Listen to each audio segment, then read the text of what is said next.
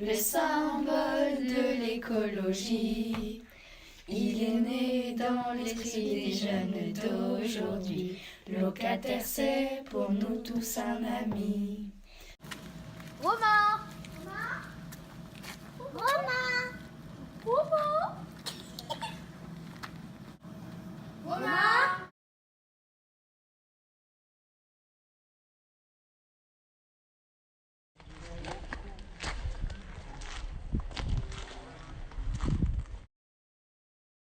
Salut.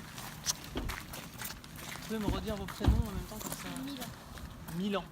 Ok. Tac. Salut.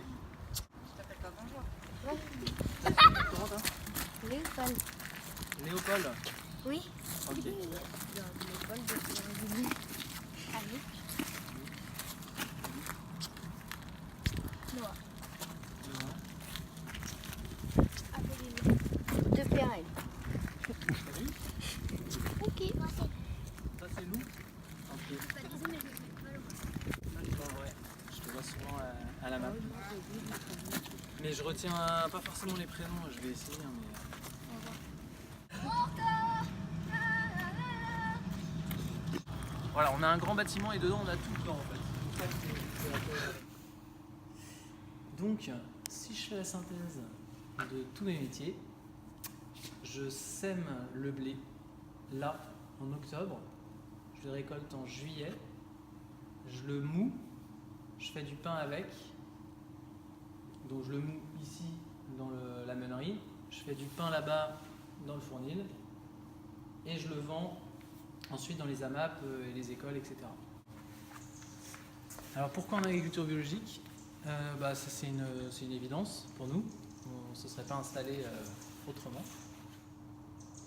Moi je ne vois pas le métier autrement qu'en respectant au maximum les cycles naturels, quoi.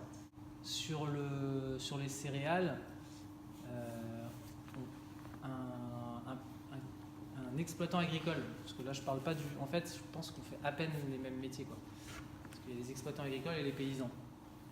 Un exploitant agricole, il va passer 7 fois minimum dans son champ pour mettre soit du fongicide, soit de l'herbicide, soit de l'azote chimique. Il met aussi un raccourcisseur de tige, c'est-à-dire qu'il met de l'azote pour que le blé il pousse. Mais comme il ne veut pas que ça soit trop, il veut pas avoir trop de paille, il veut avoir surtout du grain, il vient repasser un autre produit qui est un raccourcisseur de tige.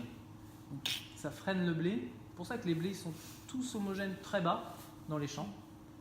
Et après, des grandes grappes de grains bien chargées. En quoi êtes-vous un locataire responsable?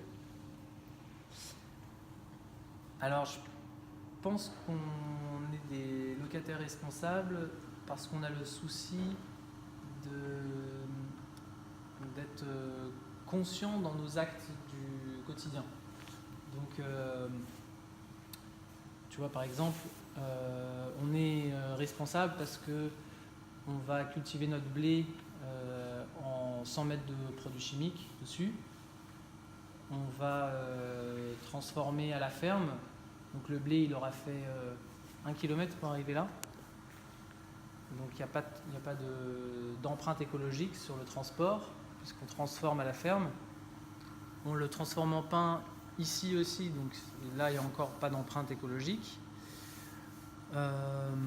Ensuite, on vend localement.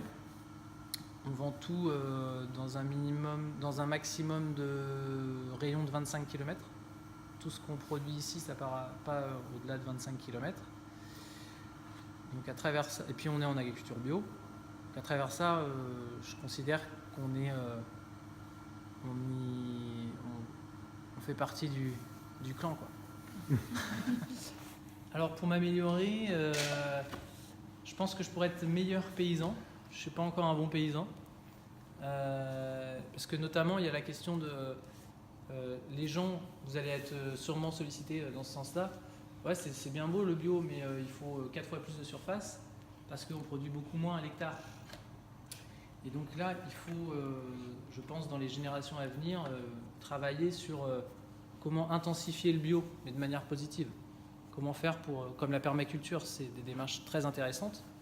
Ouais, pour vous répondre là sur la question de combien de familles on nourrit en pain, moi je suis parti, j'ai précisé un peu votre question parce que je me suis dit, est-ce que c'est une famille qui mange du pain tous les jours et combien ils sont dans la famille? Ça dépend aussi du nombre. Donc je suis parti sur 3 personnes par famille qui mangent du pain, qui mangent une tranche de pain matin, midi et soir. Enfin une portion quoi à peu près. Et je crois que ça représente 300 familles. Il faut qu'on évolue pour que les gens aient envie de s'installer en agricole. Il faut qu'ils fassent un 45 heures et qu'ils soient épanouis quoi. Donc nous on n'en est pas là. Donc c'est vous la nouvelle génération vous devez inventer des systèmes où on peut prouver aux gens que voilà, on est paysan mais aussi on a une vie à côté et on vit bien. Donc nous c'est ce qu'on va essayer de faire parce qu'on est en début de notre activité. Et je pense qu'on sera vraiment exemplaire à partir du moment où on pourra dire regardez, on a une ferme qu'on considère cohérente et en plus on a une vie qui donne envie en fait.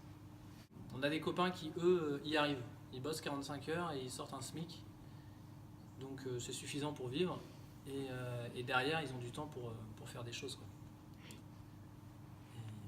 Mais ils y arrivent parce qu'ils sont en collectif. Il faut être plus nombreux en fait. Il faut être plus nombreux sur les fermes.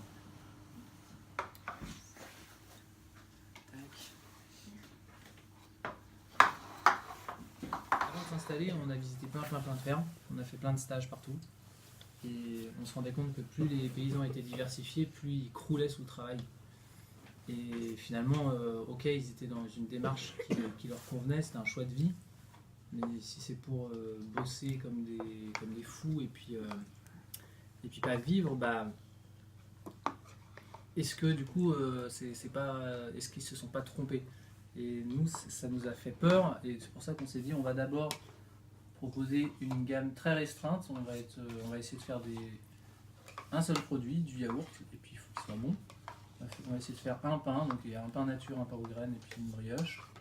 Il faut que ça soit bon et puis peut-être qu'on arrivera à se diversifier plus tard, mais déjà on va y aller comme ça.